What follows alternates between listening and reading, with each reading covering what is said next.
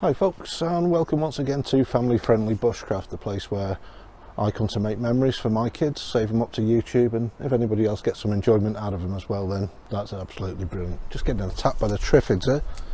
Bit of wisteria, mile a minute vine. Now I'd love it during this video if you could smash like, smash subscribe, hit that bell for notifications, because the more we do, the more we can bring to people, and hopefully the more enjoyment people will get out of this. Now, I enjoy being outside, the kids enjoy being outside, so why not make memories for us all? Enjoy, and we'll see you on the other side. Okay then boys, we'll be using the Trangia for this. You know the little stove, the little spirit stove that we used? Yeah. Well done, pop them there. We still have it in, don't we? Yeah, still got the meths in from last time. In fact, Conan, you can nip and get me the other bottle of meths if you will. We'll use some more of it. So what we're going to do, we're going to make some fire cakes. Yeah. Ooh, fire cakes. Will they be edible? No, mate. No. Sometimes people call them fire cakes, sometimes people call them fire biscuits. But again, we're going to use the Trangia stove and our little impromptu table here. Dad, what, mate? if we do have to, can I light it? No. Don't. Because it's a spirit stove and because it's up on this for the filming, I want to keep it safe, so I'll do the lighting, alright? Oh, okay. So if Conan comes back to us before 107th birthday.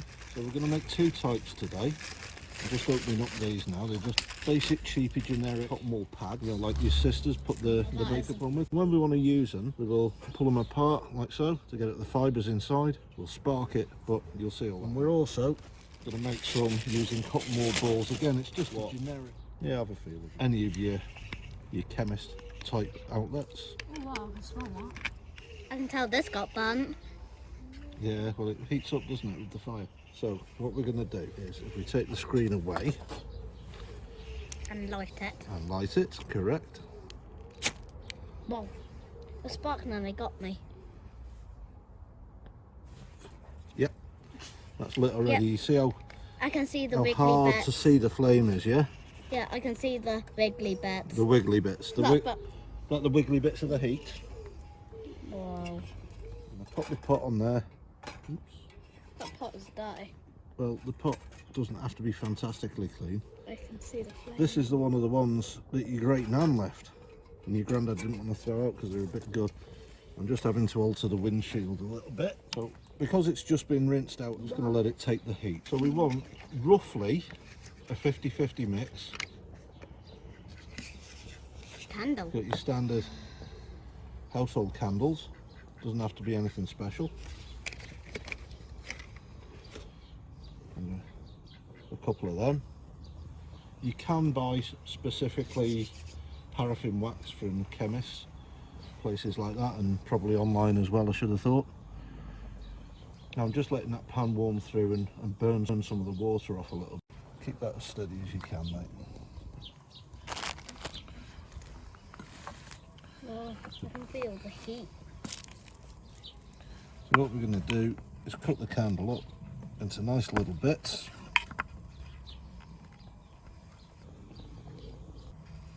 You got the other half, mate? Yeah. So we don't want the string in there, we've got no use for that. So Can I keep the string? you can keep the string. What I would suggest you do with it is keep it with your firelighting gear. Oh, okay. Because it's just another handy bit of kit, isn't it? Yeah. Kiss a candle right there. So now I want it held there.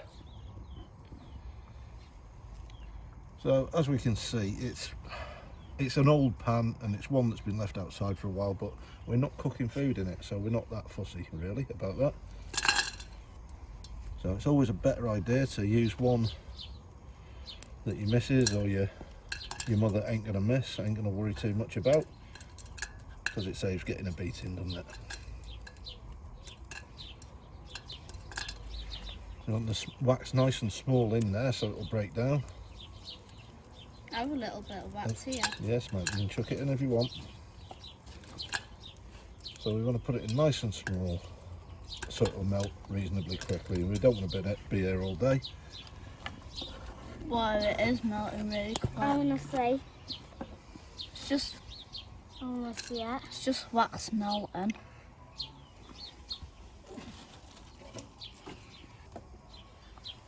And then we've got a standard petroleum jelly. Okay, so we're using bog standard Vaseline. Any petroleum jelly will do. Other brands are available, as they always say. And we want to get a reasonably even proportion between this and the candle wax. So no need to be shy, just get your fingers in. We've got a bit of stick for stirring.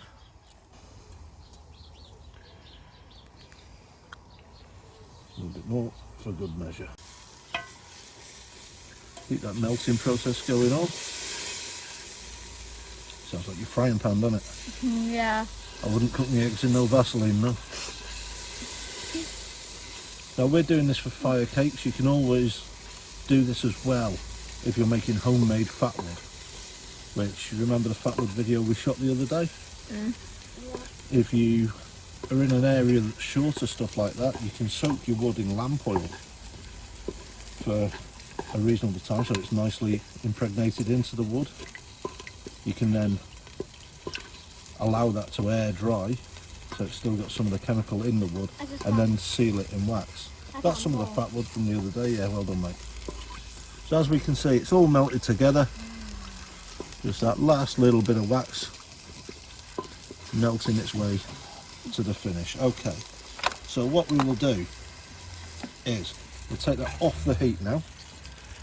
Now it's quite fluid, as we see. It will start to thicken quite quickly. For safety's sake, we're going to snuff that for the time being, snuff the trangia. Now then, Conan, if you could hold the camera over there. What we're going to do is take this is the one I clean the loose stuff off my fingers with, and just give it a dip. Now some people do the whole thing.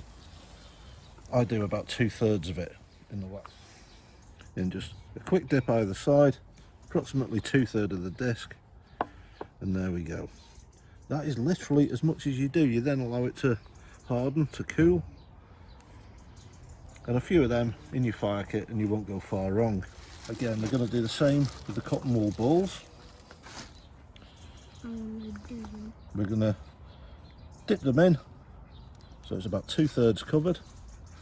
You can see that. Then lay them on the pallet to cool. I'll do 2, 3. Literally as quickly as that is all it takes. Can I do one? You can do one. Keep your fingers out the liquid though, mate, because it'll still be hot. Do you want to do one, Tyson? Yes, please. That's it, mate. No, that's done. That's enough. Again, like I said to Connor, like this way. 2/3 of it. Just dip it in. Like, keep your fingers out the liquid because it'll still be hot. That's it. That's all it needs. Then put it on the side to dry. Okay, and that is all there is to making fire biscuits. As with all these things, especially for firelighting, we're going to be carrying kit. We want it to be effective, don't we? So a demonstration's in order. This is starting to get a little bit damp now as the rain started. It's just spitting away a little bit, but you know, enough's enough. We want it as good a demonstration as possible, so I'm going to just crack on with it and not stand on ceremony too much. Just adjusting the other camera. So, flint and steel, the ferro rod and steel rather. Going to spark the original cotton wool. You can see it's getting a bit damp now, so we're just winding it up a bit. There it goes. Wow, that was quick. Wow. And we can see how quickly it's blackening and burning away, which we would expect. But we're also going to do the same, I know, mate, with our impregnated one. Yes, I'm reaching over the flame, which isn't ideal, but